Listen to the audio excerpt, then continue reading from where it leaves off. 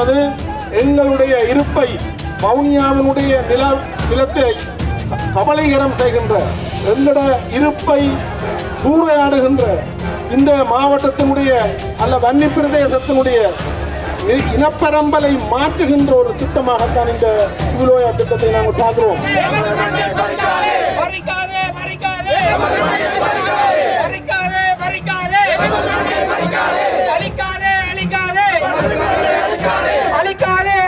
அதாவது இனப்பரம்பலை மாற்றுகிற எந்த அபிவிருத்தி திட்டத்தையும் நாங்கள் அமுல்படுத்த மாட்டோம்.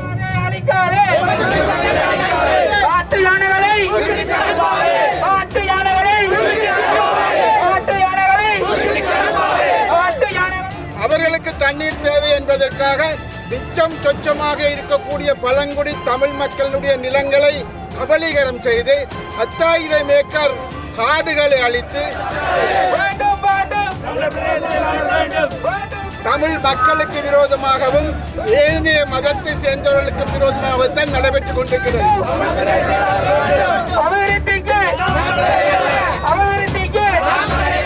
தமிழ் மக்களுடைய தொல்லியல் இடங்கள், எங்களுடைய தொல்லியல் இடங்களையும் அளிக்கின்றார்கள். இதில் இருந்து ஒன்றை விளங்கிக் கொள்ளுங்க, எங்களுடைய பூர்வீக தமிழ் இடங்கள் என்று நாங்கள் சொல்லக்கூடிய தொல்லியல் இடங்கள் கூட இங்கே அளிக்கப்படுகின்றது.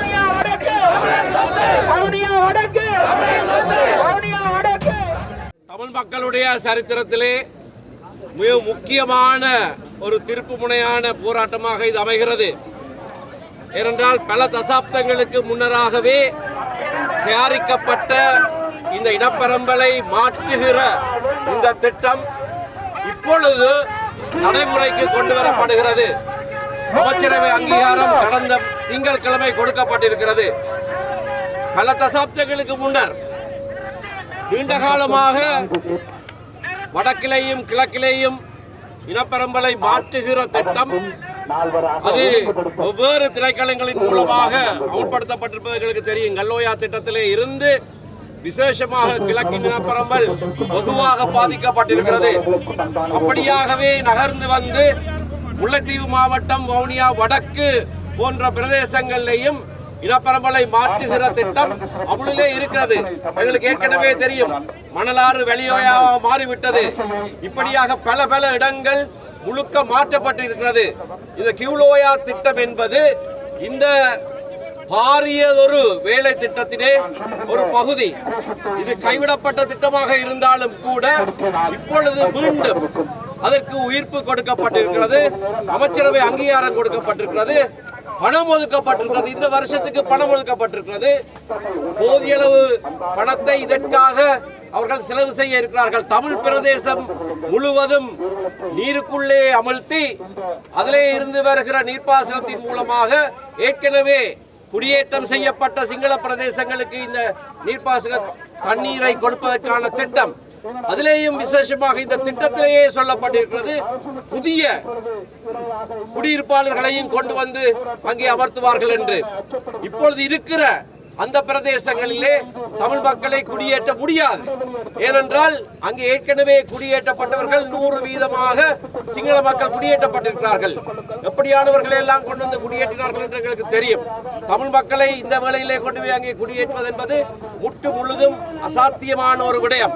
ஆகையினாலே இந்த திட்டத்தை அமுல்படுத்துவது என்பது நீண்ட காலமாக பல்வேறு அரசாங்கங்கள் மாறி வந்தபோது கொண்டு வரப்பட்ட ஒரு திட்டத்தின் நீட்சியாகத்தான் இது காணப்படுகிறது. இந்த அரசாங்கம் மிக தெளிவாக ஒரு வாக்குறுதியை கொடுத்திருந்தது. அதாவது இனப்பரம்பலை மாற்றுகிற எந்த அபிவிருத்தி திட்டத்தையும் நாங்கள் அமல்படுத்த மாட்டோம் என்பதை எழுத்திலே தெளிவாக சொல்லி இருக்கிற அந்த அரசாங்கம் தான் இப்பொழுது அதற்கு உத்தியோகபூர்வ அனுமதியை கொடுத்து அந்த திட்டத்தை நடைமுறைப்படுத்த இருக்கிறார்கள். ஆனபடியினால் தான் இது சரித்திர முக்கியத்துவம் வாய்ந்த ஒரு நிகழ்வு. ஒன்றாக சேர்ந்து தமிழ் மக்கள் அனைவரும் எந்தவித கட்சி பேதமும் இல்லாமல், கட்சிகளை சேராதவர்களும் அரசியலிலே இல்லாதவர்களும் அனைவருமாக சேர்ந்து வடக்கு கிழக்கு தமிழ் மக்கள் எங்களுடைய பூர்வீகத்தை பாதுகாக்கிற இந்த நிகழ்ச்சியிலே இன்றைக்கு ஒன்று சேர்ந்திருக்கிறோம்.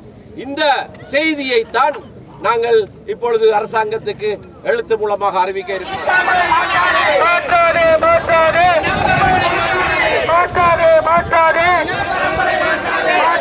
மாற்றாதே வேண்டாம் வேண்டாம் வேண்டாம் வேண்டாம் வேண்டாம்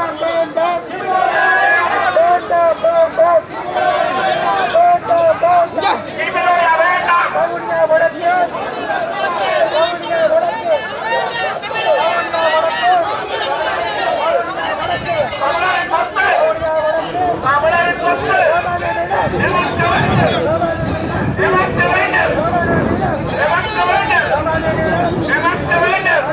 இலங்கை சுதந்திரம் அடைந்ததற்கு பிற்பாடு தொடர்ச்சியாக சிங்கள குடியேற்றங்கள் என்பது மிக வேகமாக ஏற்படுத்தப்பட்டிருக்கின்றது. இந்த சிங்கள குடியேற்றங்கள் என்பது விவசாய அபிவிருத்தி என்ற பேரிலும் நீர்ப்பாசனம் என்ற பெயரிலும் இந்த சிங்கள குடியேற்றங்கள் தொடர்ச்சியாக வந்து கொண்டிருக்கின்றது. இன்றைக்கு கிழக்கு மாகாணம் மிக பெருமளவில் சிங்கள குடியேற்றம் நிறைந்த பிரதேசமாக அம்பாறை மாவட்டம், திருகோணமலை மாவட்டம் மாற்றப்பட்டிருக்கிறது. இப்பொழுது மகாவலி என்ற பெயரில் மட்டக்களப்பிலும் இவ்வாறான நடவடிக்கைகள் ஆரம்பிக்கப்பட்டிருக்கிறது. முல்லைத்தீவு, வவுனியா போன்ற மாவட்டங்களில் இவர்கள் 25, அதாவது வடக்கு மாகாணத்தில் 25% சிங்கள மக்களை குடியேற்ற வேண்டும் என்ற ஒரு அரசின் கொள்கை யுத்தத்துக்கு பின்னர் இருக்கிறது. 25% சிங்கள மக்களை குடியேற்றினால்தான் பிற்காலத்தில் இவர்கள் தமிழீழ கோரிக்கையை முன்வைக்க மாட்டார்கள் என்ற ஒரு திட்டம் எல்லா அரசாங்கத்திடமும் இருக்கிறது. அதனுடைய ஒரு தொடர்ச்சியாகத்தான் இந்த கிவிலோயா என்று சொல்வது கூட ஏற்கனவே ஜேஆர் ஜெயவர்தன அரசாங்கத்திற்கு தெரியும். மகாவலி எல்வலியத்திற்கு மகாவலி தண்ணி வர மாட்டாது என்பது அவர்களுக்கு தெரியும். அப்படி இருந்தும் மகாவலி எல்வலியம் ஏன் கொண்டு வரப்பட்டது என்றால் சிங்கள மக்களை குடியேற்றுவதற்காக கொண்டு வரப்பட்டது. முக்கியமாக சிறைச்சாலைகளில் இருந்தவர்கள் கிரிமினல் கொண்டு குடியேற்றப்பட்டார்கள். இன்றைக்கு அவர்களுக்கு தண்ணீர் தேவை. அவர்களுக்கு தண்ணீர் தேவை என்பதற்காக மிச்சம் சொச்சமாக இருக்கக்கூடிய பழங்குடி தமிழ் மக்களுடைய நிலங்களை கபலீகரம் செய்து 10,000 ஏக்கர் காடுகளை அழித்து அங்குள்ள சிறு குளங்கள் வயல்களை அழித்து தமிழ் மக்களை அந்த மண்ணில் இருந்து விரட்டி அவர்கள் ஒரு புதிய நீர்ப்பாசன திட்டத்தை கொண்டு வர யோசிக்கிறார்கள். அதனுடைய முக்கியமான நோக்கம் என்னவென்றால் இந்த குடியேற்றங்கள் இதனுடன் முடிந்து போகாது. நெடுங்கேணி, மாங்குளம், பவனிக்குளம், மடு ஈராக அவர்களது இந்த மகாவலி அபிவிருத்தி திட்டத்தினுடைய சிறகுகள் பறந்து விரிந்திருக்கிறது. ஆகவே அவர்களுடைய குடியேற்றங்கள் என்பது வவுனியாவை சுற்றி வளைத்து அந்த குடியேற்றங்கள் என்பது நடக்கும் என்பது மாத்திரமல்ல, திருகோணமலை மாவட்டத்தில் என்ன மாதிரி சேரிவாவில் என்ற ஒரு சிங்கள தொகுதி வந்ததோ அதே பாணியில் வவுனியாவிலும் முல்லைத்தீவையை இணைத்து ஒரு சிங்கள தொகுதியை கொண்டு வருவதற்கான ஒரு முயற்சியினுடைய ஒரு கட்டம்தான். ஆகவே வந்திருக்கக்கூடியவர்கள் சமத்துவம் பேசுவார்கள், இனவாதி இல்லை என்றுவார்கள், மதவாதி இல்லை என்றுவார்கள். ஆனால் செய்கிற அனைத்து விடயங்களும் தமிழ் மக்களுக்கு விரோதமாகவும் ஏனைய மதத்தை சேர்ந்தவர்களுக்கும் விரோதமாகத்தான் நடைபெற்றுக் கொண்டிருக்கிறது. ஆகவே இதனை கட்டுப்படுத்த வேண்டிய, இதனை நிறுத்த வேண்டிய அனைத்து பொறுப்புகளும் முழு தமிழ் மக்களுக்கும் உரித்தானது. இதில் எங்களுக்கு யாருக்கும் எந்த வித்தியாசமும் இல்லாமல் எங்கள் அனைவருக்கும் உரித்தான ஒரு பொறுப்பு. இது நிப்பாட்டப்பட்டால்தான் இந்த மண்ணினுடைய வன்னி மன்னன் வாழ்ந்த இந்த மண்ணினுடைய இந்த பாதுகாக்க வேண்டுமாக இருந்தால் இவ்வாறான குடியேற்றங்கள் நிறுத்த வேண்டும். இந்த கிளியோயாவுடன் இதற்கு மேலதிகமாக அது உட்பட இது எந்த விதமான குடியேற்றங்களும் அல்லது மகாவலி என்ற பெயரில் யாரும் நுழைவதற்கு நாங்கள் அனுமதிக்க கூடாது. ஆகவே இந்த போராட்டத்தை இந்த அரசாங்கம் புரிந்து கொள்ள வேண்டும். ஏன் நாங்கள் இதை செய்கிறோம் என்பதை புரிந்து கொள்ள வேண்டும். இதற்கு இனவாத முத்திரை தாழ்வு செய்து பூச வேண்டாம். எங்களது காணிகளை, எங்களது வளங்களை நாங்கள் கேட்பதை நீங்கள் இனவாதம் என்று சொல்வதை அரசாங்கம் நிறுத்திக் கொள்ள வேண்டும்.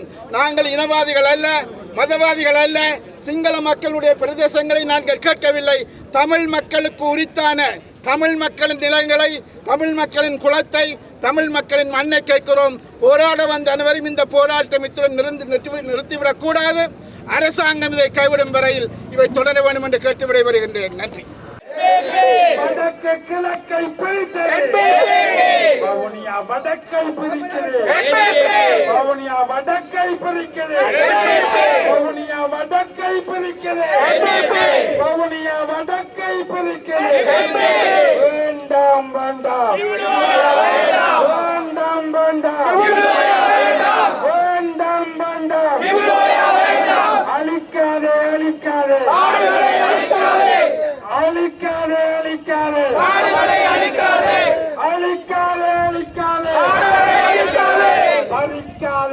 பறிக்காதே பறிக்காதே பறிக்காதே பறிக்காதே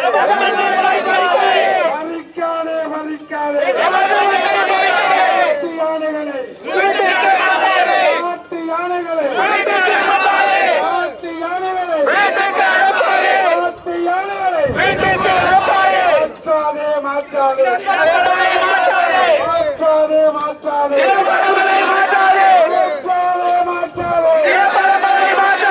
வேண்டும் வேண்டும் இப்போது கிபிலோயா என்று கொண்டு வந்து எங்களுடைய வவுனியா வடக்கிலும் முல்லைத்தீவிலும் அட்டகாசமான அபகரிப்புகள் நடைபெற்று கொண்டிருக்கின்றன. இந்த கிபிலோயா என்ற திட்டத்துக்குள் அவர்களுடைய திட்ட அறிக்கையிலேயே கிடக்க என்னென்றால், இந்த திட்டத்தால் பயனடைய போகின்றவர்கள் யார் என்றால் 4372 குடும்பங்கள், ஏற்கனவே குடியேற்றப்பட்ட குடும்பங்கள் பயனடைய போகின்றவர்கள். இதைவிட 1672 குடும்பங்கள் குடியேற்றப்பட உள்ள குடும்பங்கள். அப்படி என்றால் எங்களோட தமிழ் மக்கள் ஒருவருக்கும் இதனால் பயனும் இல்லை, ஒன்றுமில்லை. ஆனால் ராமன்குளம், கொட்டோடக்குளம், சன்னமுற்றகுளம், திரிவச்சகுளம், இப்படி குளங்கள், ஏராளமான குளங்களை அபகரிக்கின்றார்கள். இப்படியான ஒரு பக்கம் குளங்களோடு சேர்ந்த வயல் நிலங்களை அபகரிக்கின்றார்கள். இது இவ்வளவும் தமிழர்களுடைய பூர்வீக சொத்து. இப்படியான நிலைமையில் ஒரு மோசமான, ஒரு கீழ்த்தரமான நடவடிக்கைகளை செய்து கொண்டிருக்கின்றார்கள். ஒரு விடயத்தை குறிப்பிடுகின்றேன். எங்களுடைய யாழ்ப்பாண நூலகம் எரிக்கப்பட்ட போது, யாழ்ப்பாண நூலகம் எரியூட்ட ஃபைட் நடந்து கொண்டிருக்குது, சண்டை நடந்து கொண்டிருக்குது. அதுக்குள்ள யாழ்ப்பாண நூலகத்தை எரிக்கணும் என்ற சிந்தனை அவர்களுக்கு ஏன் வந்ததென்றால், அறிவு சார்ந்த ஒரு விடயத்தில் கை வைக்க வேண்டும் என்ற ஒரு நிலை வந்தது. அப்படி இருக்கும்போது இங்கே 47 தொல்லியல் இடங்கள், 47 தொல்லியல் சார்ந்த தமிழ் மக்களோடு சார்ந்த இடங்கள், தமிழ் மக்களுடைய தொல்லியல் இடங்கள், எங்களுடைய தொல்லியல் இடங்களையும் அளிக்கின்றார்கள். இதில் இருந்து ஒன்றை விளங்கிக் கொள்ளுங்க, எங்களுடைய பூர்வீக தமிழ் இடங்கள் என்று நாங்கள் சொல்லக்கூடிய தொல்லியல் இடங்கள் கூட இங்கே அளிக்கப்படுகின்றது. ஆனால் காரணம் என்ன? எங்களுடைய தமிழ் மக்கள் இங்கே ஏற்கனவே வவுனியா வடக்கில் கல்வியால் நாங்கள் விழுந்து கொண்டிருக்கின்றோம். காரணம் என்ன? இவர்கள் இப்படி காணி பிடிக்க என்னென்று இருக்கிறது மக்கள், இப்படியான நிலைமைகள் இருக்குது. வவுனியா வடக்க நாங்கள் காப்பாற்ற வேண்டும் என்றால் நாங்கள் எல்லோரும் போராடத்தான் வேணும். நாங்கள் எங்கேயோ எங்கள் இருக்கிற இடத்துல, அன்றைக்கு நாங்கள் பாராளுமன்றத்தில் கலைக்க போக எங்களுக்குரியதாக தெரிவிக்கப்படாத இடத்துல நாங்கள் போய் கலைக்க வேண்டி இருந்தது. ஆனால் நானும் சத்தியலிங்கம் டாக்டரும் உடனடியாக தேடி திரிஞ்சு போக, நாங்கள் கலைக்க போக அவர்களுக்கு வியப்பு என்னென்றால், எங்களுடைய இப்படியான சம்பவங்களை நாங்கள் சுட்டிக்காட்டி கதைத்தோம். எங்களுடைய இடம் நாங்கள் அம்பாந்தோட்டைக்கு விரையில் காணி பிடிக்க, அல்லது மாத்தறைக்கு விரையில் காணி பிடிக்க, நாங்கள் எங்கட வடக்கு கிழக்கு எங்களுடைய பூர்வீக தமிழர் தாயகம். அதனால எங்கட இடத்திற்கு வந்து நீங்கள் மோதாதீங்க. ஜானி எங்களோட மோதப்பட போகணும். ஜானியை மோதப்படாதீங்க. தேவையென்றால் நீங்கள் வாங்க, நாங்கள் மோதும் என்று உறுப்பிடுவோம்.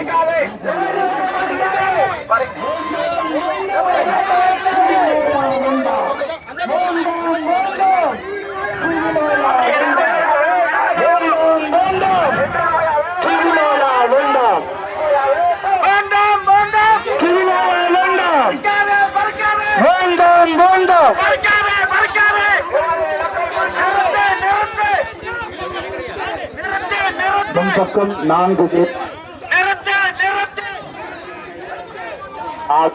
அதன் பின் 4வராக ஒழுங்குபடுத்த ஊர்வலமாக நாங்கள் போவோம்.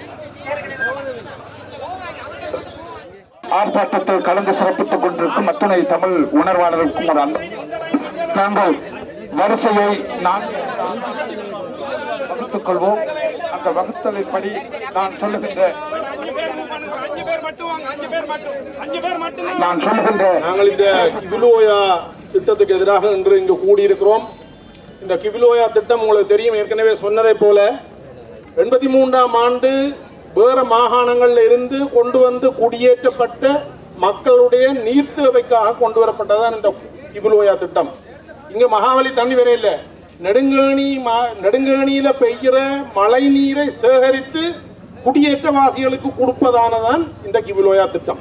இந்த கிவிலோயா திட்டம் 2011ஆம் ஆண்டு எழுதப்பட்டது, அறிமுகப்படுத்தப்பட்டது, அதுக்கு அப்ரூவல் கொடுக்கப்பட்டது.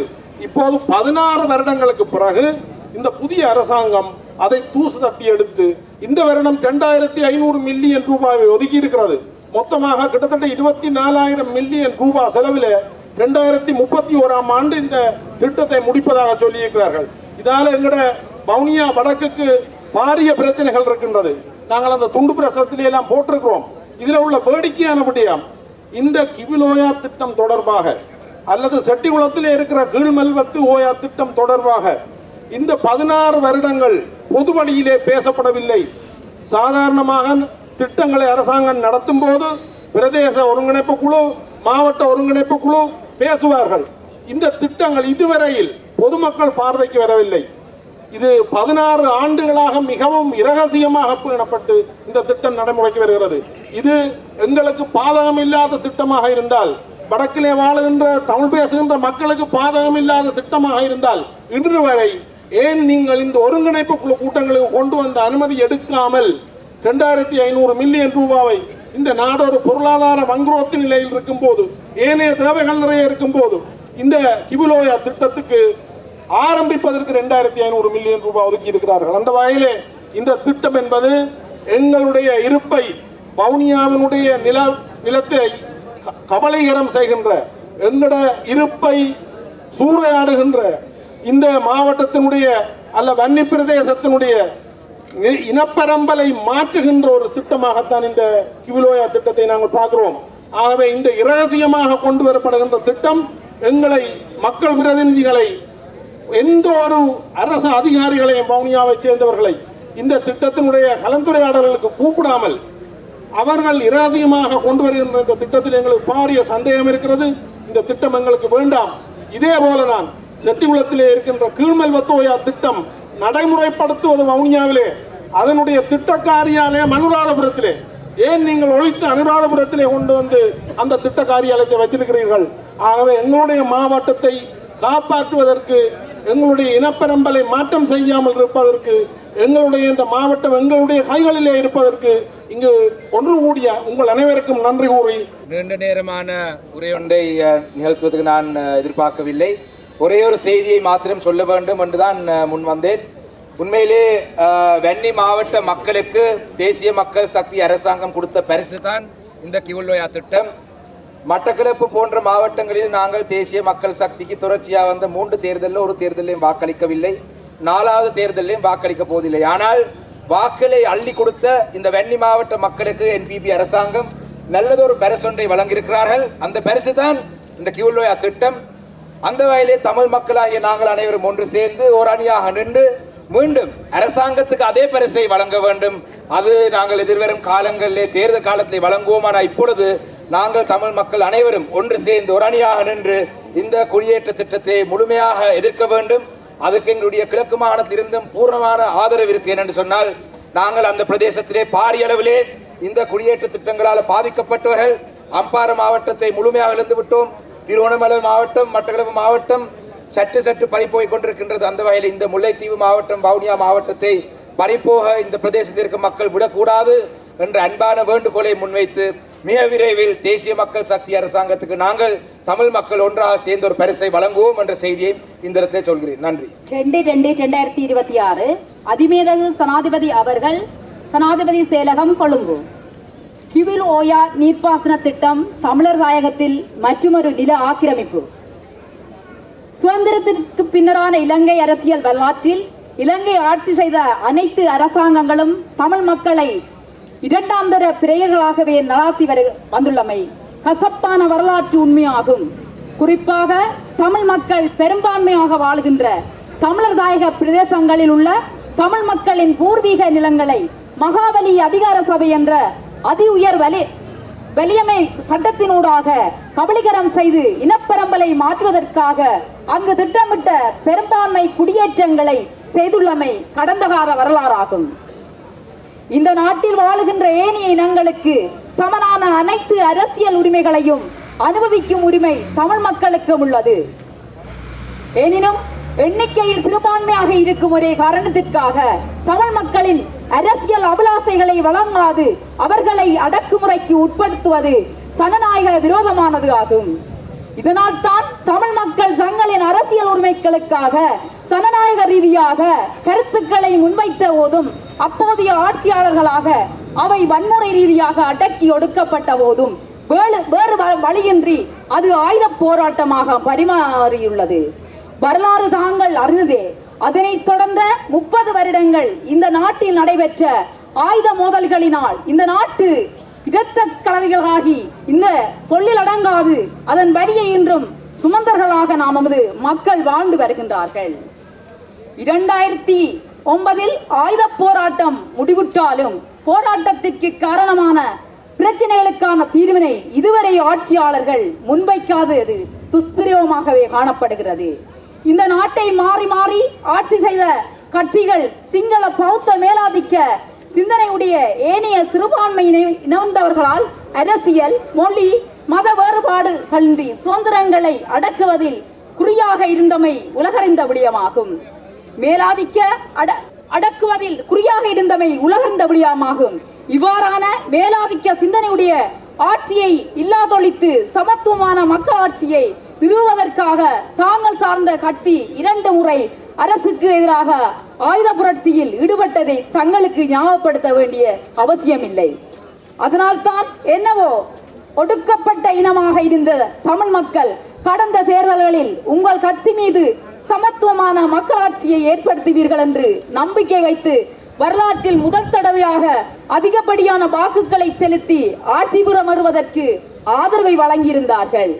ஆனாலும் கடந்த அரசாங்கத்தின் அதே வழித்தடத்தில் தாங்களும் தங்கள் சார்ந்த அரசும் தொடர்ந்தும் பயணிக்கின்றது என்ற அச்சம் தற்பொழுது தமிழ் மக்கள் மத்தியில் எழுந்துள்ளது.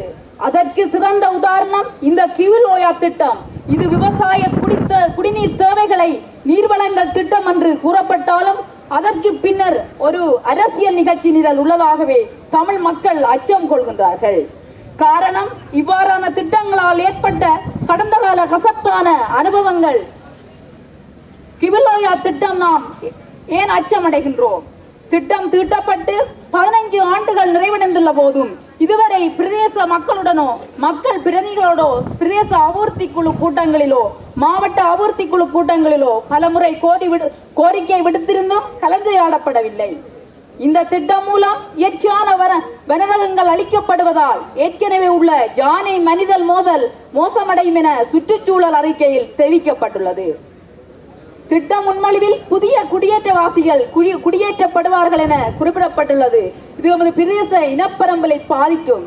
திட்ட நோக்கத்திற்காக பல 1000 ஏக்கர் காடுகள் அளிக்கப்பட்டுள்ளது. இதனால் இலங்கையிலெங்கும் காணப்படாத தாவர மற்றும் விலங்கு வகைகள் அழிவடைவது அருகிவரும் தாவர விலங்கினங்களின் முழுமையாக அழிவடையும் அபாயம் உள்ளது.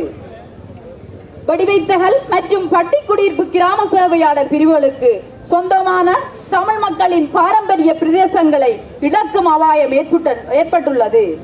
இத்திட்டத்தை நடைமுறைப்படுத்துவதற்காக வவுனியா வடக்கு பிரதேச செயலாளர் பிரிவுக்குட்பட்ட 13,000 ஏக்கருக்கு அதிகமான நிலம் வனவள திணைக்களத்தினால் மகாவலி அபிவிருத்தி அதிகார சபைக்கு விடுவிக்கப்பட்டுள்ளது.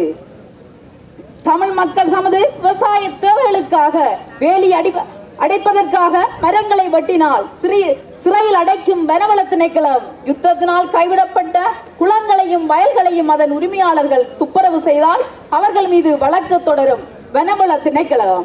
என்ன நோக்கத்திற்காக ஆயிரக்கணக்கான ஏக்கர் வனாந்திரத்தை மேற்படி திட்டத்திற்காக விடுவித்தனர்?